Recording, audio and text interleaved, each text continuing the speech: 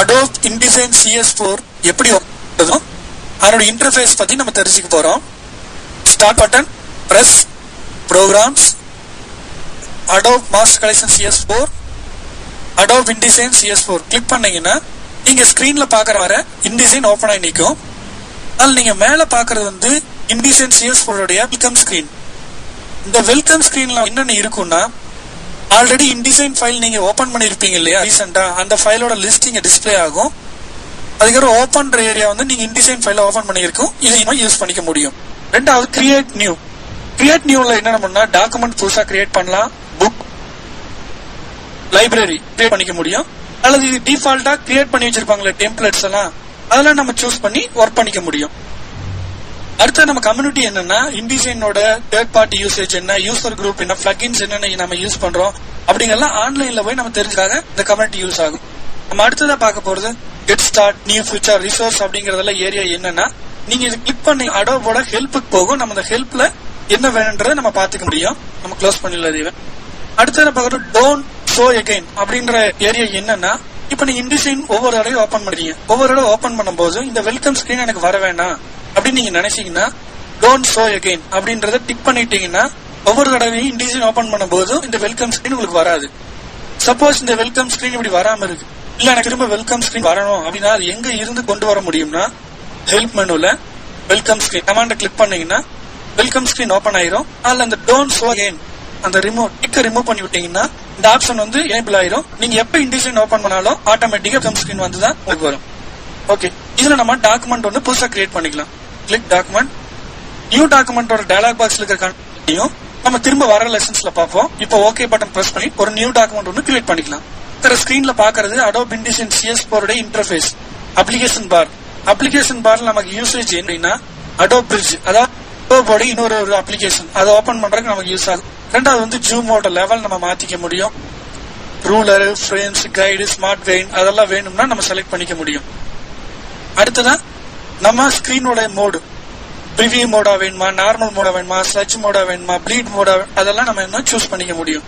இது எல்லாமே உங்களுக்கு பின்னால வர லெசன்ல வந்து எக்ஸ்பிளைன் ஆகும். நெக்ஸ்ட் வந்து அரேஞ்ச் விண்டோஸ். இப்போ வந்து ஒரு InDesign ஃபைல்குள்ள 5 டாக்குமெண்ட் வந்து புதுசா கிரியேட் பண்ணிருக்கீங்க அப்படின்னா அந்த 5 டாக்குமெண்ட் ஒரே விண்டோக்குள்ள வச்சு எப்படி பாக்குறது அப்படிங்கறத நீங்க இதுல பார்க்க முடியும். அடுத்த அட்வான்ஸ் என்னன்னா, InDesign CS4 work space area. நீங்க பாக்குறது ஒர்க் ஸ்பேஸ் ஏரியா, அதுல என்ன style of work space area உங்களுக்கு வேணும்ன்றத நீங்க வச்சுக்கலாம். இப்போ புக் ஒர்க் பண்றீங்கன்னா புக்னு செலக்ட் பண்ணீங்கன்னா அதுக்கு தேவையான மெனுஸ் ஆர் டேபிள் காலம் அதெல்லாம் உங்களுக்கு மாறி வரும். அதுவே வந்து உங்களுக்கு டைப்போகிராபிக் வேணும் அப்படின்னா நீங்க டைப்போகிராபிக் செலக்ட் பண்ணீங்கன்னா அதுக்கு தகுந்த மாதிரி உங்களுக்கு பேனல்ஸ் எல்லாம் மாறும். அதாவது ஒர்க் ஸ்பேஸ் வந்து மாறிக்கிட்டே இருக்கும். நம்ம எல்லாம் அட்வான்ஸ்டு வச்சுக்கலாம்.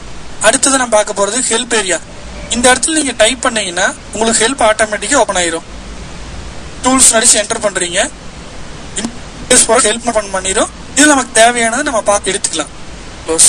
ஃபைல் டு ஹெல்ப் வரைக்கும் இருக்கு. ஒவ்வொரு மெனுமே வந்துட்டு மெனு பார்னு சொல்ற அந்த ஏரியா ஃபுல்லா ஒவ்வொரு கமாண்டும் வந்து உங்களுக்கு ஒன்னா கம்பைன் ஆயிருக்கிறதா வந்துட்டு நம்ம மெனு பார்னு சொல்றோம். அது கீழே இருக்க வந்து கண்ட்ரோல் பேனல். இந்த கண்ட்ரோல் பேனல் நமக்கு என்ன யூஸ் தான், நீங்க ஒவ்வொரு டூல் மாத்தும் போதும் அதுக்கு உண்டான பிஹேவியர்ஸ் வந்து அது உங்களுக்கு வந்து எடுத்து கொடுக்கும். இப்ப சப்போஸ் டெக்ஸ்ட் டூல் செலக்ட் பண்றீங்கன்னா இந்த கண்ட்ரோல் பேனல்ல பாத்தீங்கன்னா அதுவே மாறிக்கிச்சு. அது போல ஒவ்வொருக்கும் அந்த டூலுக்கு என்ன பிஹேவியரோ அதுக்கு வந்து ரிஃப்ளெக்ட் பண்ணும். நம்ம அடுத்து பார்க்க போது டூல் பேனல். இந்த டூல் பேனல்னா என்ன நமக்கு யூஸ்னா, சிங்கிள் காலம் டூல் பேனலாவும் வச்சுக்கலாம், டபுள் காலம் டூல் பாக்ஸாவும் வச்சுக்கலாம். இந்த டூல்ல நம்ம எடிட் பண்ண முடியும், டைப் பண்ண முடியும், ஃபில் பண்ண முடியும், சம்திங் எல்லாம் நிறைய பண்றதெல்லாம் நீ திரும்ப வர லெசன்ஸ்ல நம்ம பார்ப்போம். அடுத்து untitled one display area, document tab. இது InDesign CS4 புதுசா வந்த ஒரு ஆப்ஷன். இதுல வந்து இன்னொரு டாக்குமெண்ட் புதுசா கிரியேட் பண்றீங்க, ஃபைல்ல நியூ டாக்குமெண்ட், அது ஷார்ட்கட் கீ Ctrl+N கொடுத்துட்டீங்கன்னா டாக்குமெண்ட் கிரியேட் ஆயிரும். ஓபன் ஓகே பட்டன் பிரஸ் பண்ணீங்கன்னா இந்த மாதிரி ஒரு டாக்குமெண்ட் கிரியேட் ஆயிரும். இப்போ பாத்தீங்கன்னா ஒரு டாக்குமெண்ட் ஒன்னு இங்க இருக்கு, ரெண்டாவது டாக்குமெண்ட் இங்க இருக்கு. அது மாதிரி நீங்க எத்தனை டாக்குமெண்ட் கிரியேட் ஆனாலும் டேப்பா தான் உங்களுக்கு கிரியேட் ஆயிட்டு போகும். ஓகேங்களா? நம்ம அடுத்து பார்க்க போறது ரூலர். இது ஹரிசாண்டலாவும் இருக்கும், வெர்டிகலாவும் இருக்கும். ரூலர் இருக்கு. நம்ம எதுக்குன்னா நம்ம இந்த டாக்குமெண்ட்ல ஒர்க் பண்ணும்போது சைசஸ் நமக்கு தெரியணுங்கிறத நம்ம இதை வச்சு யூஸ் பண்ணுவோம். அடுத்து பேஜ் பார்டர் போல தெரியறது வந்து டாக்குமெண்ட் பேஜ். நீங்க என்ன டாக்குமெண்ட் சைஸ் வைக்கிறீங்களோ அந்த டாக்குமெண்டோட பேஜ் தான் இது. பார்டர் போல கருப்பா இருக்கிறாம மத்த ஏரியா தெரியறியா என்ன அப்படின்னா பேஸ்ட் போர்டு. இது வந்து நான் பிரிண்டிங் ஏரியா. உங்களுக்கு ஒரு ஆப்ஜெக்ட் வந்து பிரிண்ட் ஆக வேணாம்னு நினைச்சீங்கன்னா சைட்ல தூக்கி வச்சிட்டீங்கன்னா உங்களுக்கு பிரிண்ட்ல வராது. நெக்ஸ்ட் வந்து நேவிகேட்டர். இப்போ ஒரு டாக்குமெண்ட்ல ஒரு பேஜ் தான் இருக்கனால ஒன்னு டிஸ்பிளே பண்ணுது. இதுல நீங்க எத்தனை பேஜஸ் வச்சிருக்கீங்க, எத்தனை மாஸ்டர் பேஜஸ் வச்சிருக்கீங்க உங்களுக்கு இங்க டிஸ்பிளே பண்ணும். ஓகே, அடுத்ததா வந்து ஹரிசாண்டல் அண்ட் ஸ்க்ரால் பார். இது எதுக்காக யூஸ் ஆனா பேஜ வந்து நம்ம நகர்த்தி பாத்துக்கிறதுக்காக இது யூஸ் ஆகும்.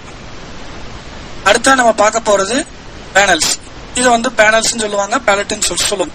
நம்ம இந்த பேனல்ஸ் பத்தி எல்லாம் வர லெசன்ஸ்ல பார்ப்போம். இதுல வந்து ஒவ்வொரு பேனல் கிளிக் பண்ணும்போது ஒவ்வொரு மூணு பேனல் இருக்கும். லிங்கிள்ஸ், அப்புறம் ஸ்ட்ரோக்னா அதுல 3 பேனல், ஆப்ஜெக்ட்னா 2 பேனல் இருக்கும். இது நம்ம வர லெசன்ஸ்ல இந்த பேனல் எப்படி அரேஞ்ச் பண்றது, இந்த பேனலுக்குள்ள என்னென்ன கமாண்ட்ஸ் இருக்கு அப்படிங்கறதெல்லாம் வந்து திரும்ப வர லெசன்ஸ்ல நம்ம பாத்துக்குவோம்.